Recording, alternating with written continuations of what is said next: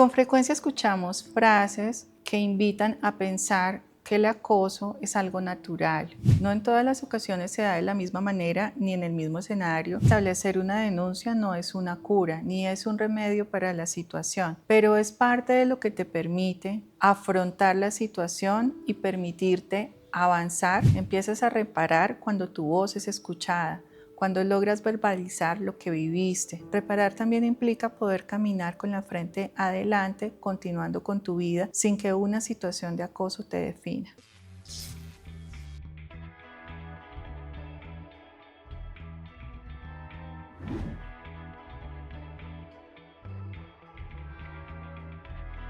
Las últimas semanas han estado bastante impactadas por la divulgación de algunos escenarios relacionados con dinámicas de acoso sexual al interior de los medios de comunicación e inclusive entre dinámicas de los llamados realities. Mi nombre es Yadira Mateus Esteban, psicóloga clínica, y hoy te pregunto: ¿cuál es el raye que queda en las víctimas de acoso sexual? Con frecuencia escuchamos frases que invitan a pensar que el acoso es algo natural, que además desde la feminidad podemos sentirnos tal vez agradecidas porque un hombre nos corteja, porque nos hace insinuaciones, comentarios, inclusive en entornos laborales. Siéntase afortunada, debería aprovechar, debería saber que gracias a eso usted puede escalar, y esto hace que se naturalice y valide que las mujeres tengamos que tolerar unas dinámicas en las cuales no nos sentimos cómodas, pero que al mismo tiempo están relacionadas con ese falso agradecimiento de la vivencia de nuestra feminidad. Debemos preguntarnos por qué como sociedad dudamos más de la veracidad del testimonio de alguien que está interponiendo una denuncia o hablando de una situación, inclusive que pudo haberse dado de forma reiterativa. ¿Cuál es el interés por buscar si hay una verdad o hay una mentira? ¿Por qué lejos tal vez de intentar proteger a las personas que han sufrido y que han tenido que experimentar situaciones de acuerdo a sus propias vivencias, a su intimidad, y que están haciéndolo público para poder prevenir y de alguna manera también proteger a otras mujeres? Vamos allí a tratar de esclarecer el porqué de la situación. ¿Por qué denuncias hasta ahora? ¿Por qué no lo dijiste antes? ¿Por qué pasaron tantos años? ¿Por qué mientras eran compañeros de trabajo o estaban interactuando no hablaste de esto? Como si el dolor se fuese a través del tiempo. A través del tiempo he podido establecer en el área clínica e inclusive en otros campos de interacción contacto y atención a muchas víctimas de acoso y abuso sexual. Pueden ser muchos los motivos por los cuales una persona cuestiona, piensa e inclusive procrastina frente al hecho de intentar denunciar. Entre ello, puede estar relacionado con el involucrar personas cercanas, con generar dolor a terceros al hacer pública esta situación, o inclusive con el temor a no ser aceptada su verdad, a recaer o a incurrir o abrir la puerta inclusive de la revictimización, toda vez que una persona que ha sido vulnerada revive los síntomas con cierta frecuencia e inclusive su parte física también se puede ver afectada. Es usual que las personas que han sido víctimas de abuso o de acoso desarrollen no solamente situaciones a nivel psicológico y emocional, también inclusive situaciones que afectan su sexualidad, la obtención de una vida romántica sana e inclusive que desarrollen enfermedades producto del estrés que causa revivir esta verdad o recordar esta verdad a través del tiempo. Si este tema te incomoda y has llegado hasta aquí, quédate, porque no estamos hablando de suavizar una situación, no estamos hablando de intentar maquillarla, estamos hablando de ir directamente a pensar en las vivencias, razones y situaciones que llevan a una víctima a actuar de la forma que lo hace. Vamos a pensar en cómo inicia el acoso. No en todas las ocasiones se da de la misma manera, ni en el mismo escenario, ni de la misma forma de proceder por parte del acosador. Pueden existir muchísimos perfiles. Hay acosadores que basan un poco su rol o su intención en posturas de poder. Caso de los ambientes laborales, ¿no? Donde tal vez tengo la posibilidad de afectar la integridad, el desarrollo y el desempeño de la persona que de alguna manera quiero seducir, pero que bajo otras herramientas un poco más espontáneas y naturales no logro hacerlo. También puede que eventualmente se presente situaciones de acoso en donde vamos poco a poco, en donde le insistimos a una persona y tal vez no obtenemos éxito y vamos generando escenarios y espacios en donde estamos allí de forma reiterativa hasta que en algún momento ya el rechazo me puede sacar de control y se da una situación de acoso mucho más directa y mucho más incómoda. Por supuesto que no estamos hablando de una caracterización psicopatológica, de una sociopatía, de un narcisismo. Podemos hablar de diferentes perfiles y tal vez en nuestra sociedad algunas personas ni siquiera tienen una psicopatología. Son personas normales que tienen bastantes dificultades para aceptar el rechazo o para confiar en sí mismos y en su capacidad de enamorar o de generarle gusto a una persona bajo posiciones naturales de interacción como un cortejo, como un relacionamiento natural, como inclusive aquello relacionado con tener paciencia para poder conquistar a una persona. Desde la cotidianidad se pueden vivenciar situaciones relacionadas con el acoso que no necesariamente se dan de forma agresiva o invasiva desde el primer instante. Preguntas relacionadas con la vida íntima de la persona, comentarios insistentes, comentarios sobre la vida romántica, sobre el cuerpo, sobre la belleza de la otra persona, pueden ser parte de lo que hace que un acosador rompa el hielo. Al no obtener una respuesta positiva, por supuesto que esto puede ser un movilizador para que la persona insista y continúe generando este tipo de prácticas o este tipo de interacciones con su víctima. También es usual pensar que algunas de estas interacciones pueden estar normalizadas, razón por la cual en el entorno no se condena como un acoso inicialmente. En las últimas semanas, los casos relacionados con acoso sexual al interior de las relaciones de trabajo o al interior de las organizaciones han tomado bastante fuerza. Por supuesto que surge la pregunta de qué puede hacer la víctima si es su jefe o una persona con alto poder en la organización en la que labora, quien está generando estas conductas de acoso, que pueden ser de todo tipo, no necesariamente solo sexuales, pueden ser psicológicas, pueden ser físicas, pueden ser inclusive a partir del entorpecimiento de sus funciones y de su desarrollo profesional. La Ley 2365 de 2024, precursora además de la Ley 1010 de 2026 sobre acoso laboral en Colombia, establece criterios relacionados con las diferentes dinámicas que se dan al interior de las organizaciones. La sensación de no poder tomar decisiones relacionadas con las prácticas de acoso que puede estar generando tu jefe, el contratista e inclusive un compañero de trabajo que tiene tal vez algunos escenarios y posibilidades de afianzar el poder y determinación sobre tu estabilidad contractual, son varias de las causales y de las situaciones que evitan que la víctima denuncie. Lamentablemente también la incredulidad frente a la aplicación y objetividad de la normatividad es parte del día a día de las organizaciones. Muchas personas dicen, si yo denuncio al Comité de Convivencia Laboral, no lo va a tramitar. Si voy a la oficina de trabajo, eso no va a pasar absolutamente nada porque no me van a creer. Y esto crea un efecto psicológico y emocional que puede suscitar estrés e inclusive desarrollar enfermedades producto del estrés laboral debido a estas situaciones de acoso reiterativo.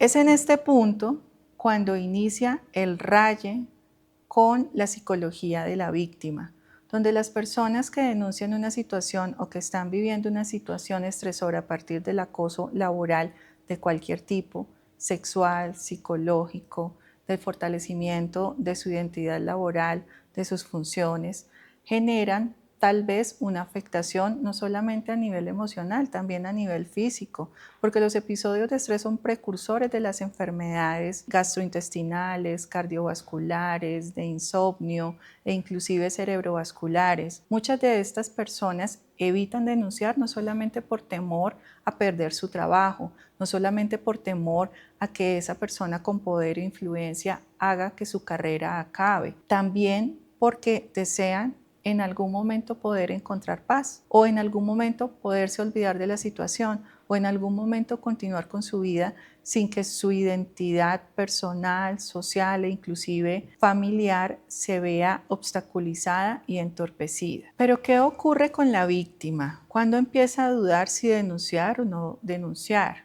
Tal vez unas décadas atrás, las situaciones relacionadas con el acoso sexual y psicológico a nivel laboral pues estaban validadas por completo. Había que agradecer tener un trabajo, había que agradecer ser cortejada por un jefe o por un compañero de trabajo. Pero hoy en día la percepción social frente a esa invasión del espacio personal ha cambiado. No solamente la normatividad es más estricta, también es mucho más fácil poder encontrar respaldo y apoyo en la sociedad. Sin embargo, cuando hablamos de situaciones que tienen un manejo público y que están relacionadas con los medios masivos de comunicación, pareciera que la víctima no solamente tiene que hablar de su testimonio para intentar resarcir ese dolor y ese secreto que lleva por dentro, también tiene que ser supremamente cuidadosa en que todos y cada uno de los escenarios de su vida privada, personal y profesional respalden esa versión de haber sufrido abuso. A esto se le conoce como revictimización. La 2365 de 2024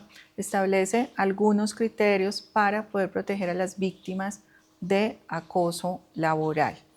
En este caso, es importante tener en cuenta que las organizaciones deben brindar derecho a la verdad, es decir, de creerle a la persona que está denunciando, evitar la revictimización, estabilidad contractual y, por supuesto, el establecimiento de canales de denuncia para que las personas puedan acudir a hacer uso de ellos y generar información sobre estas situaciones vinculadas con la presunción de acoso sexual en escenarios laborales.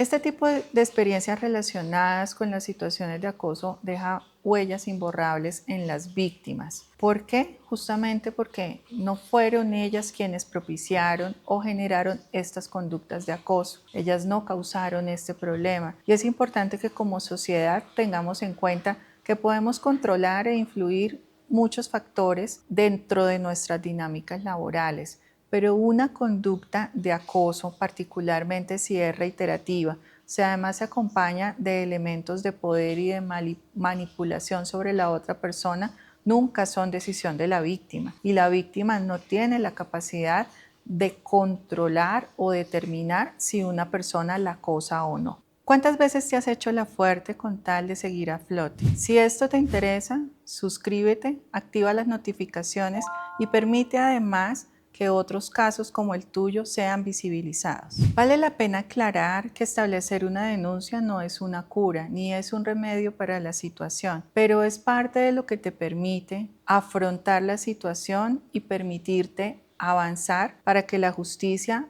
tome parte dentro de tu situación y tu caso. Las herramientas relacionadas con la obtención del perdón, el manejo de la culpa, el manejo además del estrés postraumático que te pueden generar estas situaciones de acoso deben ser abordadas y acompañadas por un profesional. El manejo de las situaciones vinculadas con el escenario legal, por supuesto que pueden generar una reiteración de cierto dolor y de ciertos síntomas a través del tiempo.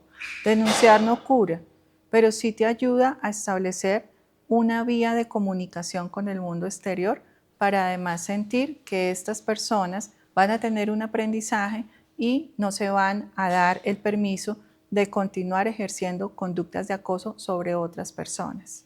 Denunciar no cura a la persona que denuncia. Denunciar es solo un canal de comunicación para que las autoridades y escenarios legales generen los efectos sobre estas prácticas inadecuadas que en ocasiones, por silencio, continúan siendo validadas a través del tiempo. El acosador, si no obtiene una consecuencia de sus acciones o no establece unos límites adecuados, puede seguir incurriendo en estas prácticas de acoso que son validadas en la sociedad.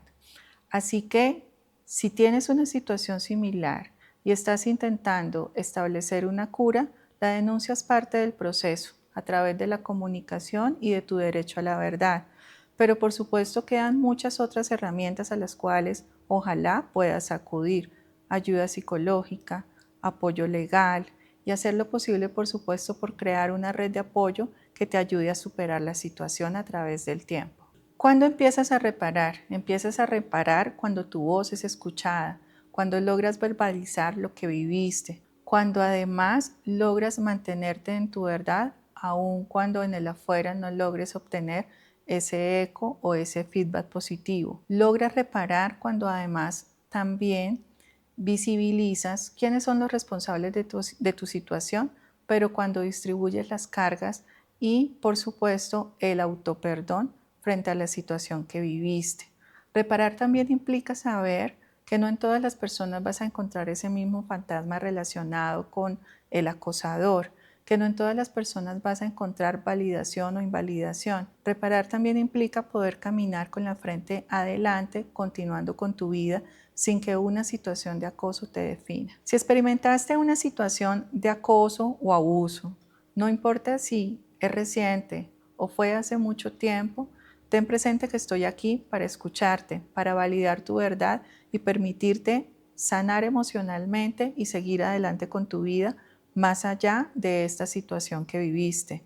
Porque haber experimentado situaciones de acoso no es una identidad, no te define. Tienes la posibilidad de continuar fortaleciéndote como individuo, perdonarte a ti misma y continuar con tu vida.